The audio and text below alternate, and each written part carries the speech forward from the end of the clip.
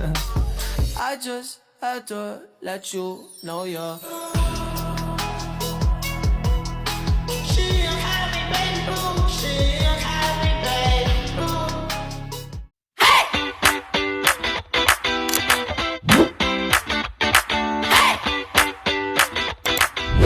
Assalamualaikum warahmatullahi wabarakatuh.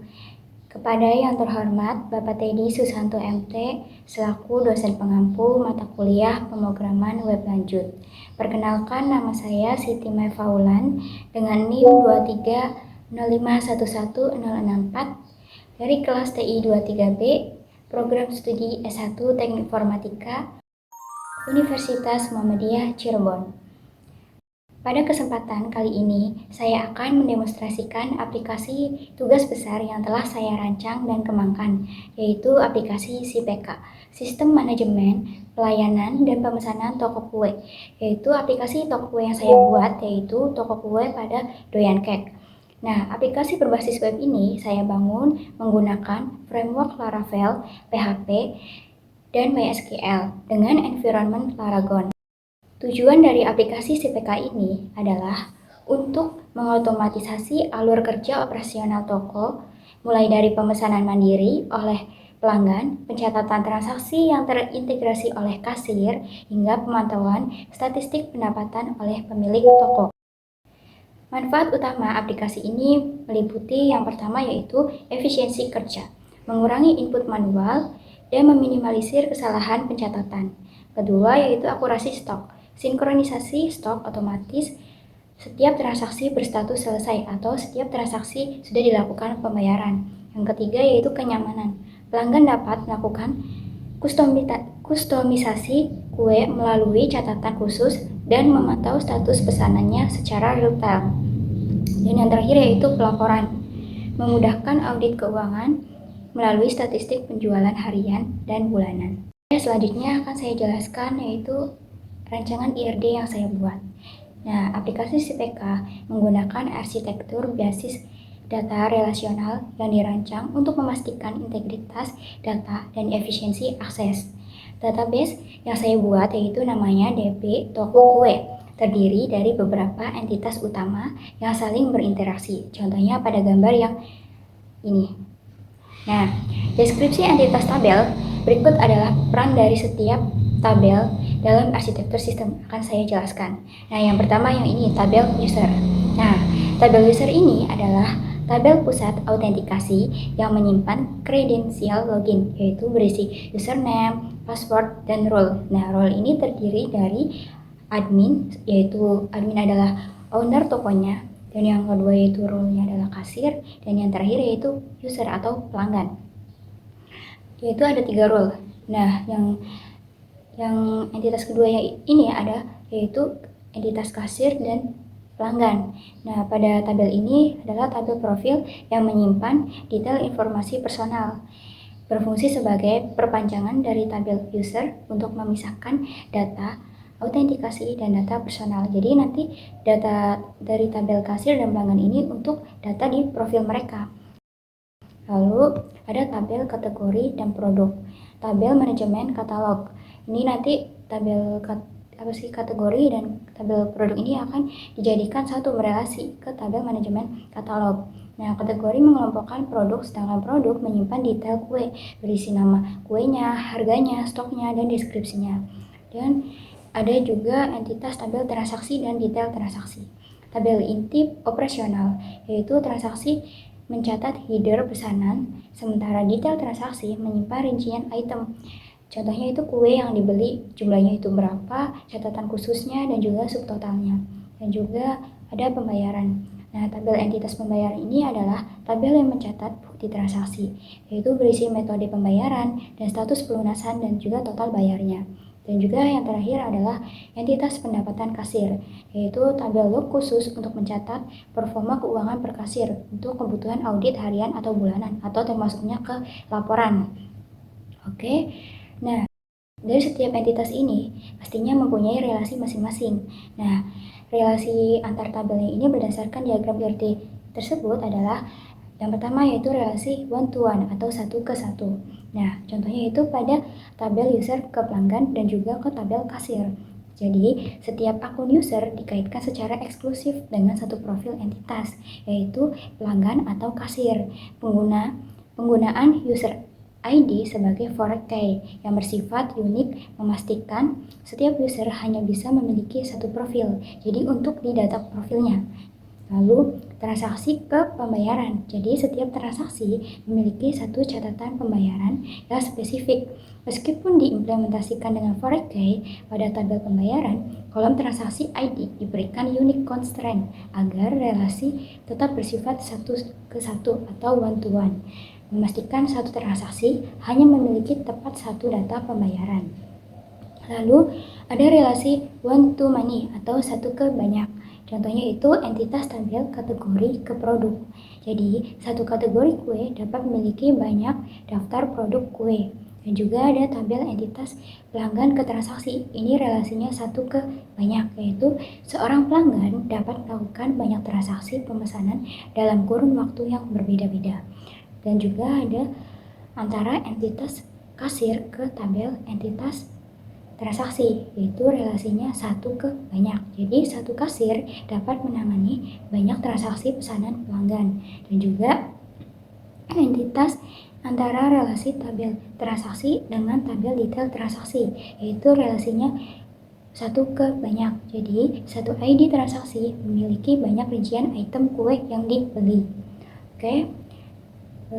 Dan juga ada entitas antara tabel kasir ke pendapatan kasir. Ini relasinya itu satu ke banyak juga. Jadi, satu kasir dapat memiliki banyak rekap pendapatan harian atau bulanan.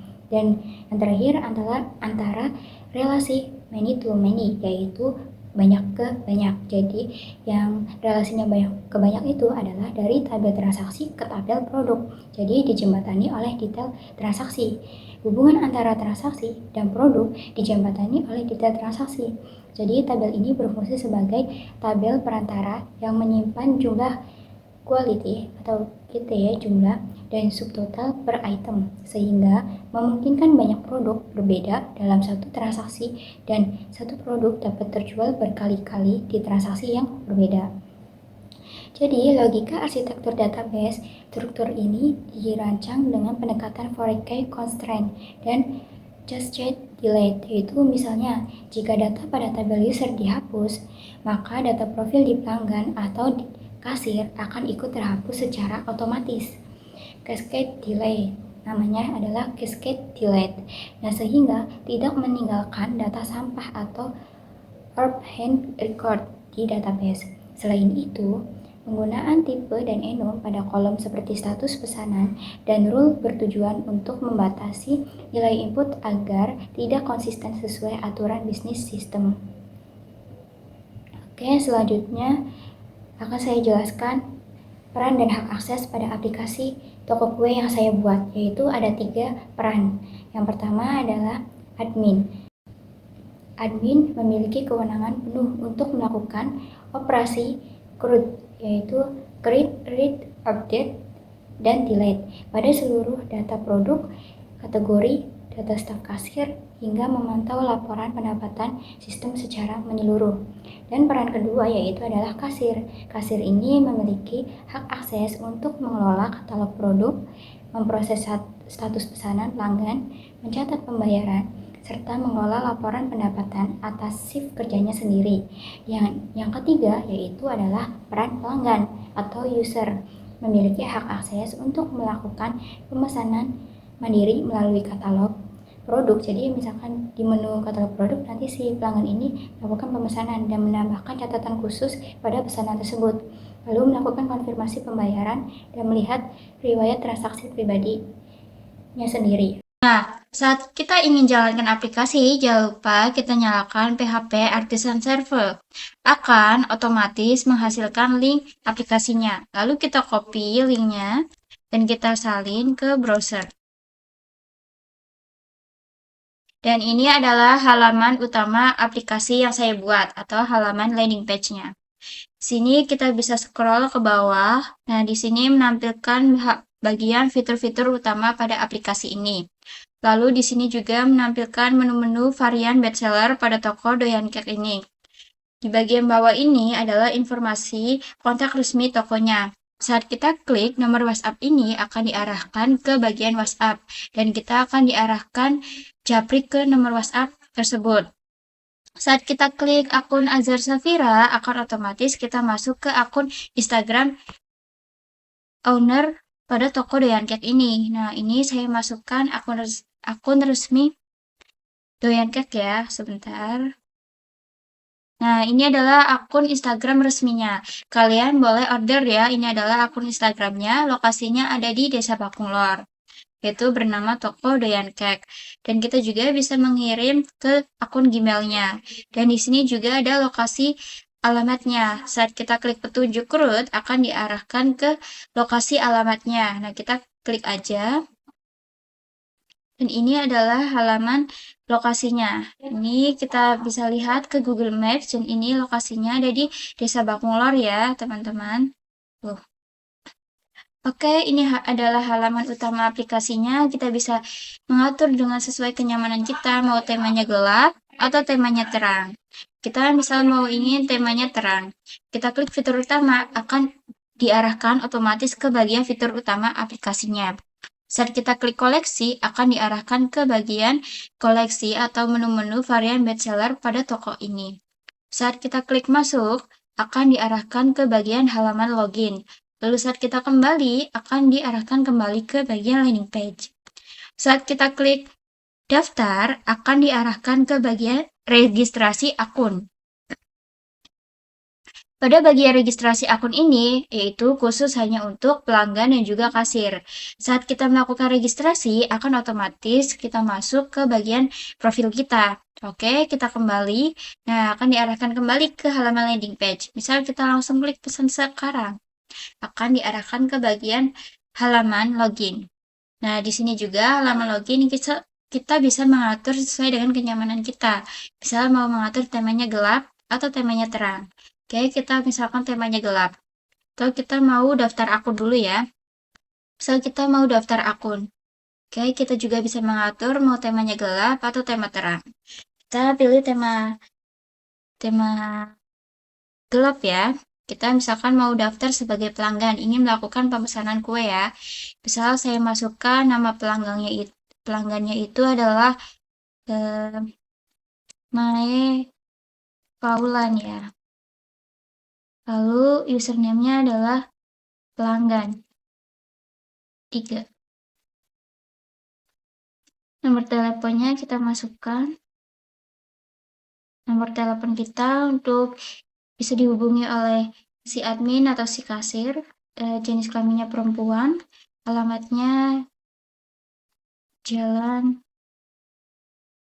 Desa Bakunglor, Jalan Bakunglor aja. Rule-nya adalah pelanggan ya. Ini yaitu mau kita pilih sebagai pelanggan atau sebagai kasir. Misalkan kasir itu berarti misalkan ada petugas atau pelayan baru. Nah, nanti buat akun baru kasirnya. Ini kita daftar sebagai pelanggan aja ya, pelanggan baru. Lalu kita masukkan passwordnya. Nah, password ini ada keterangannya. Jadi, harus minimal 6 karakter berisi simbol dan juga angka. Tuh. Minimal 6 karakter, ada huruf, angka, dan simbol. Jadi, kita harus masukkan simbol, lalu huruf, dan juga angka. Saya masukkan kata sandinya adalah @user123. Ya, dan kita salingkan ke konfirmasi password. Harus sama dengan input password. Lalu kita selesai. Nah, akun berhasil dibuat. Lalu kita masukkan, kita login sebagai pelanggan yang kita buat tadi, yaitu pelanggan 3. Lalu kita masukkan kata sandinya adalah user123. Nah, di sini juga ada keterangannya minimal 6 karakter, huruf, angka, dan juga simbol. User123. Misal kita memasukkan input yang salah, 1, 2, 3, 4, 5 ya, akan menghasilkan notifikasi username atau password itu salah. Jadi kita tidak bisa login. Lalu kita misalkan lupa password, yaitu kita lupa nih passwordnya apa. Kita masukkan username-nya. Nah, tadi kan kita buat akunnya adalah pelanggan 3. lalu lanjut. Nah, atur password barunya. Kita juga harus masukkan password barunya. Tadi kan @user123. Kita masukkan @user12345 ya, kata sandi barunya. Oke, sebentar. Nah, lalu kita salin. Di sini juga keterangan passwordnya harus minimal 6 karakter. Misal kita salah atau berbeda dengan input password yang awal, akan ada keterangannya password tidak cocok dan kita tidak bisa menyimpannya. Jadi kita harus sama ya, oke. Nah, simpan password. Password berhasil diubah, oke. Kita masukkan passwordnya yang tadi kita ganti, yaitu passwordnya adalah, sebentar ulang, ini pelanggan 3. Lalu passwordnya adalah @user12345 yang tadi kita barusan buat ya. Masuk ke sistem. Berhasil masuk. Nah, ini adalah halaman menu-menu yang ada di pelanggan ya. Ini adalah dashboard pelanggan 3. Di sini keterangannya semuanya itu kosong karena tidak memiliki riwayat pesanan baru dan juga belum melakukan pemesanan. Misal kita mau melakukan mulai pesan sekarang, akan diarahkan ke bagian katalog produk. Kita tinggal tambah ke keranjang, lalu kita melakukan pemesanan. Misal kita mau melakukan pemesanan kue ya, nah akan tersimpan di menu keranjang. Lalu kita misal nggak jadi, kita kurangin aja. Kita juga di sini bisa melakukan pencarian berdasarkan kategori kuenya. Misal mau cari puding. Nah, akan tampil nih ada puding. Lalu kita tambah pilih, kita beli 3 biji, lalu kita refresh ke tampilan awal lagi. Lalu kita mau cari, misalkan apa sih namanya, black forest ya, black aja. Oh, tidak ditemukan karena kita salah ya, misal black. Nah, ini adalah tampil. Lalu kita refresh bisa. Kita ulang ya, pilih lagi, kita mau beli misal red velvet, lalu ini ya, kita beli ini, lalu beli pudingnya beli 2 pieces ya, oke. Lalu kita kan sudah masukkan nih ke keranjang, kita bisa menginput catatannya, misalkan kue ini nih, kita mau beri kata ucapan HBD Paulan. Lalu di sini misal kita mau beli yang manis ya, yang enak catatannya. Lalu kita juga inputkan misalkan jangan terlalu banyak toppingnya. Dan kita misal ini udahlah biarin aja, nggak apa-apa. Kita ini opsional ya, mau input catatan atau tidak. Nah, akan otomatis mentotal seluruh total yang harus kita bayar, yaitu totalnya jumlahnya 483. Lalu kita pesan sekarang. Oke. Pesanan berhasil diproses. Nah, dari proses pemesanan yang kita lakukan akan otomatis tersimpan ke menu pesanan. Jadi, kita harus menunggu prosesnya ya. Nanti akan disetujui oleh kasir atau admin. Akan disetujui oleh kasir. Petugas yang melakukan edit status pesanan yaitu adalah kasir. Lalu kita bisa membatalkan pesanan jika kita tidak jadi membelinya. Nah, kita tunggu dulu, nanti akan diedit, lalu kita bisa mencari berdasarkan tanggal, misal kita cari tanggal sebelumnya. Nah, pesanan tidak ditemukan karena nggak ada pesanan tanggal tersebut karena kita baru membuat akun dan baru melakukan pemesanan di hari ini ya. Oke, kita juga bisa melihat statusnya. Di sini hanya menampilkan pesanan yang aktif yaitu diproses atau perlu bayar. Lalu di menu ini yaitu menu riwayat, yaitu hasil riwayat pesanan kita ya. Lalu di sini adalah menu profil. Kita bisa memasukkan profil kita ya. Misal pilih gambar. Lalu kita paste. Misal kita masukkan foto Anissa ya. Nah, ini fotonya.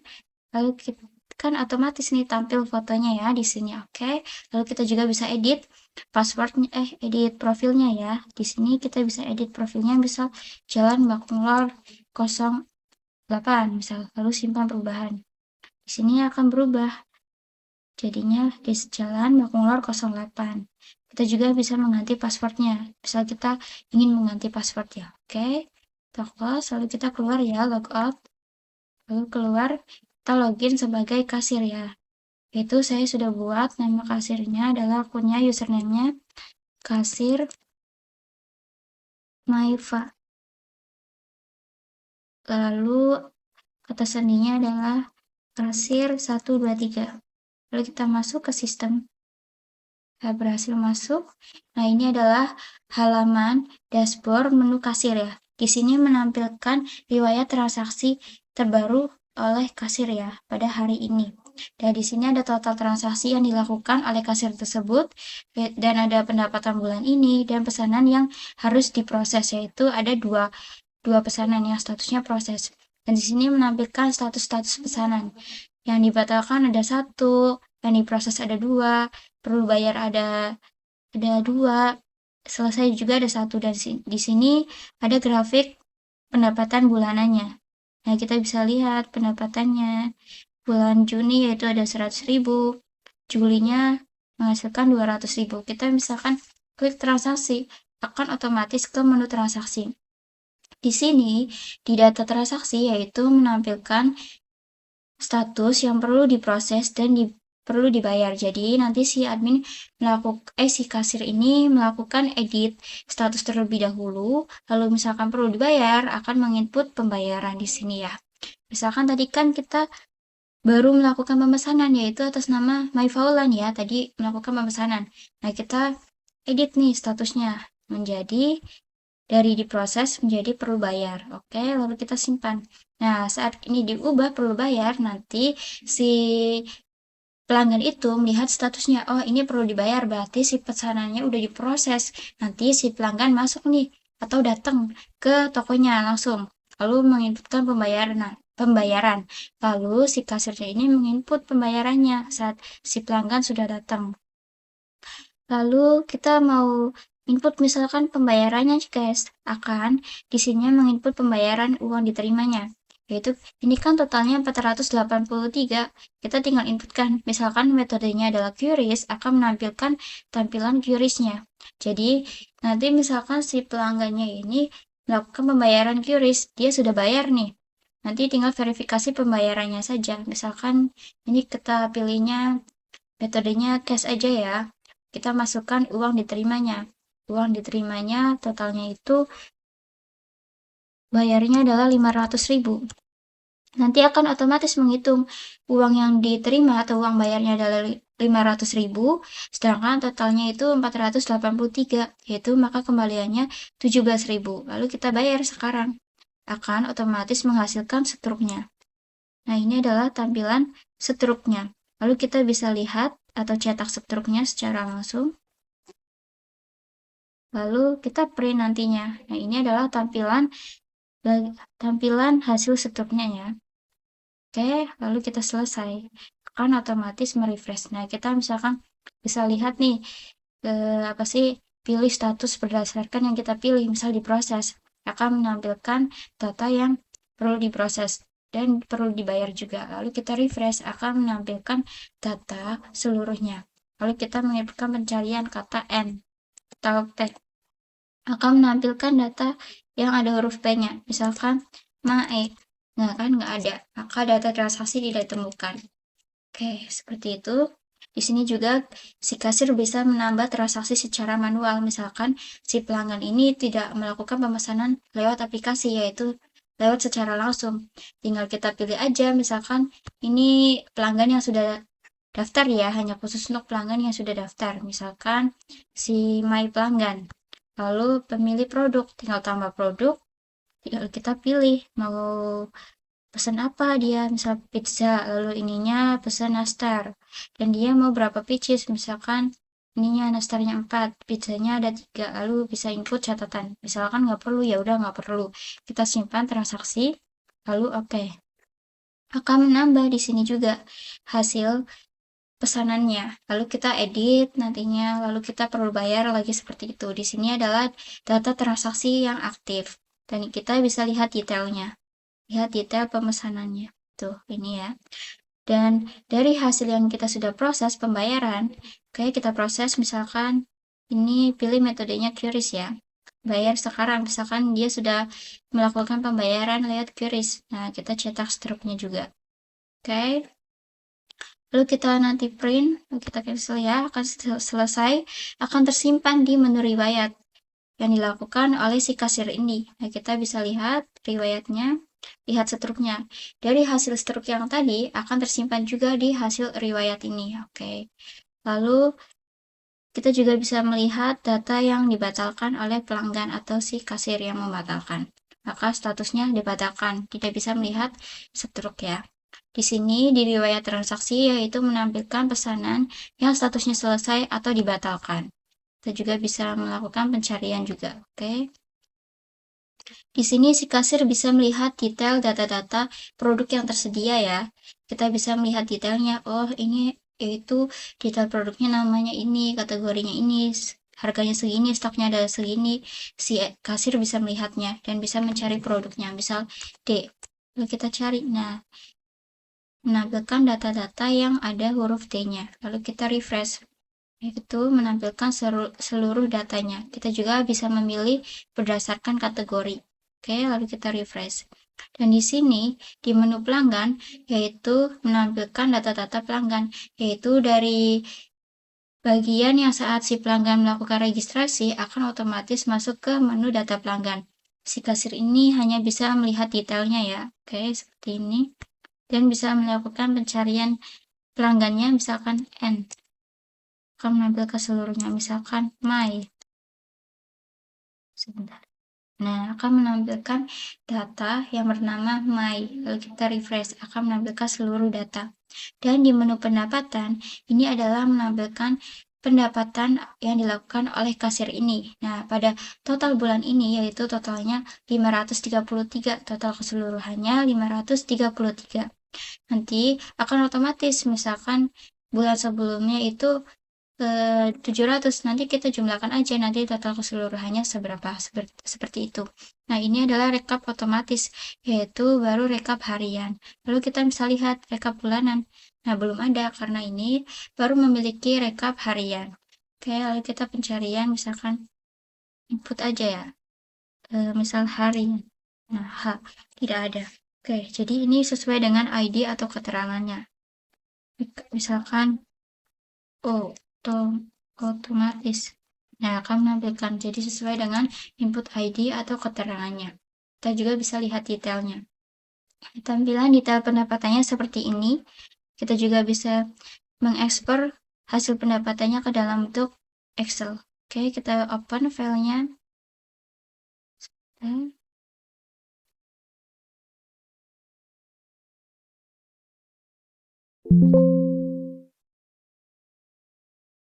Oke, sebentar ya. Nah, ini adalah hasil file Excel-nya. Oke, seperti itu. Lalu kita kembali lagi ke aplikasinya. Seperti ini. Dan kita bisa lihat ke menu profil. Di sini menampilkan halaman profil kasir ya. Kita bisa mengedit fotonya juga ya. Kita tinggal pilih fotonya sesuai dengan keinginan kita. Kita juga bisa mengganti passwordnya jika kita ingin menggantinya. Kita juga bisa mengedit datanya juga ya. Oke, seperti itu. Di sini saat kita klik bagian pojok, kita akan menampilkan mau diarahkan ke menu profil atau logout. Misal kita logout ya sebagai admin. Kita sudah melakukan login sebagai pelanggan, melakukan pemesanan. Kita sudah melakukan sebagai kasir, sekarang ke bagian admin. Oke, kita input sebagai admin, yaitu username-nya adalah admin toko, dan passwordnya adalah @admin123. Masuk. Oke, berhasil masuk. Dan ini adalah halaman dashboard admin. Tampilannya seperti ini. Di sini yaitu ada tampilan statistik pendapatan oleh kasir. Nah, ini adalah pendapatan dari Siti Mevaulan yaitu paling tertinggi 533. Yang dilakukan Budi Santoso yaitu 50.000. Dan di sini adalah distribusi pesanan atau status pesanannya. Yang dibatalkan ada 2, diproses 3, perlu bayar 1, dan selesainya ada 4. Di sini ada kartu total usernya dari kasir dan juga seluruh pelanggan, yaitu totalnya ada 6. Ada total produknya 10, total transaksinya 10. Dan di sini menampilkan transaksi terbaru. Misal kita klik transaksi, akan diarahkan ke bagian menu transaksi keseluruhan ya di sini.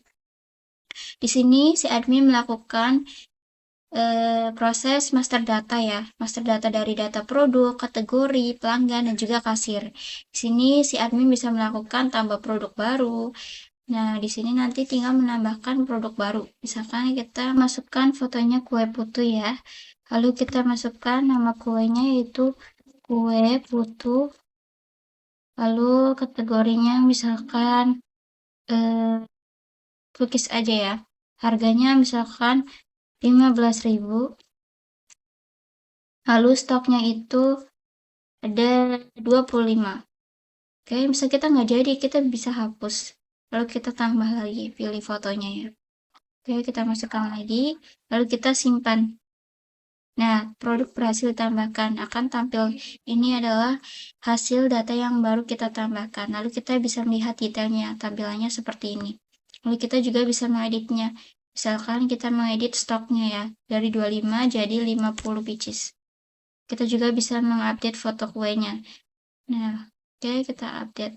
Ini foto saat ini, foto terbaru misalkan ingin mengganti foto. Lalu simpan perubahan. Nah, berhasil diubah. Kita juga bisa menghapus produk ini. Oke, misal kita hapus produk. Produk berhasil dihapus. Di sini kita menambahkan data kategori. Misalkan kita menambah data kategori. Misalkan kue lapis legit. Lalu kita simpan. Nah, berhasil ditambahkan. Kita juga bisa melihat ini nama kategorinya dan juga ini nama kita misalkan mau mengedit nama kategorinya, kue lapisnya aja. Oke, lalu kita simpan. Nah, kategori berhasil diperbarui. Misal kita hapus. Lalu oke.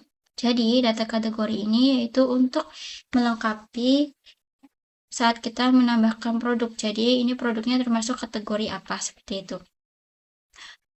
Oke, di sini adalah menampilkan data pelanggan ya, secara lengkap. Jadi, si admin bisa melihat, mengedit, dan juga menghapus. Dan juga bisa menambahkan pelanggan secara manual. Dan juga bisa mencari my. Misalkan, lalu kita cari. Nah, akan menampilkan datanya. Lalu kita refresh ya. Di sini juga ada menu kasir. Si admin bisa mengelola data kasir. Kita misalkan mau mengedit juga atau mencari juga. Misalkan B. Lalu kita cari. Nah, akan menampilkan data yang ada huruf B-nya. Lalu kita refresh. Dan di sini admin bisa melihat detailnya dan juga bisa mengedit data kasirnya. Misalkan mau mengedit atau mengganti fotonya juga bisa ya. Dan juga bisa menghapus datanya dan bisa menambah data kasirnya secara manual. Oke, dan di sini ada menu transaksi. Si admin bisa melihat detail transaksi yang dilakukan oleh si kasir. Di sini si admin bisa melihat seluruh status dari diproses, perlu bayar, selesai, dan juga dibatalkan. Di sini kita refresh akan menampilkan seluruh datanya. Kita bisa lihat detailnya yang jika diproses maka statusnya seperti ini dan belum ada nama kasirnya karena belum ada kasir yang melakukan input pembayaran. Lalu kita lihat misalkan status yang selesai, akan melihat juga hasil seterusnya seperti ini. Jadi si admin bisa melihat riwayat transaksi yang dilakukan oleh setiap kasir. Dan misalkan statusnya dibatalkan, maka belum ada nih nama kasirnya, karena kan statusnya dibatalkan. Misalkan perlu bayar juga belum ada nama kasirnya, karena ini belum melakukan input pembayaran. Dan si admin juga bisa membatalkan dengan cara menghapusnya, oke? Lalu di sini ada menu laporan. Si admin ini bisa melihat atau mengekspor hasil laporan pendapatan dari setiap kasirnya. Nah, dari Siti Mevolan, rekap harian totalnya 533. Dari Budi Santoso, hasil rekap bulanan yaitu bulan Juni hasilnya 50.000. Nah, akan secara otomatis.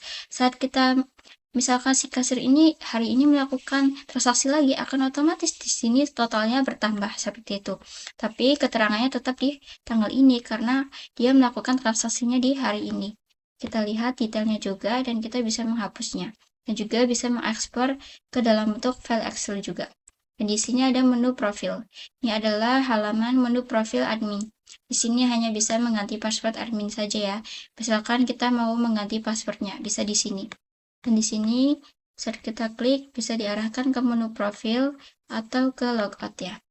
Oke, ini adalah halaman seluruh dashboard admin atau seluruh menu-menu yang ada di admin.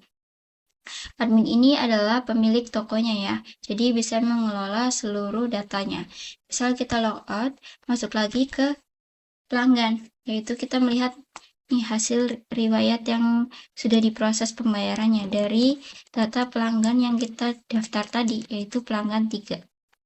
Kalau kita lihat, oke, user 1, 2, 3, 4, 5. Kita masuk, oke. Nah, akan riwayat pesanan terbarunya adalah selesai karena sudah dilakukan pembayaran. Nah, kita klik aja pesanan. Nah, akan kosong kan pesanan aktifnya. Misalkan kita klik riwayat, akan diarahkan ke menu riwayat pesanan saya. Nah, ini adalah aksinya, yaitu hanya bisa melihat detail dan juga bisa melihat hasil seterusnya. Oke, ini adalah seluruh rangkaian yang sudah saya buat, yaitu dari role pelanggan, melakukan pemesanan, lalu kasir menginput pembayaran, dan juga si admin mengelola seluruh datanya dan juga bisa melihat seluruh pendapatan transaksi yang dilakukan oleh si kasir, dan juga bisa melihat riwayat transaksinya. Demikian demonstrasi aplikasi SIPK yang telah saya bangun. Besar harapan saya aplikasi ini dapat memberikan solusi bagi alur operasional toko kue yang lebih efisien dan terstruktur. Mohon maaf atas segala kekurangan, atas segala kesalahan dalam penyampaiannya. Terima kasih atas perhatian Bapak Teddy Susanto. Wassalamualaikum warahmatullahi wabarakatuh. I just had to let you know you're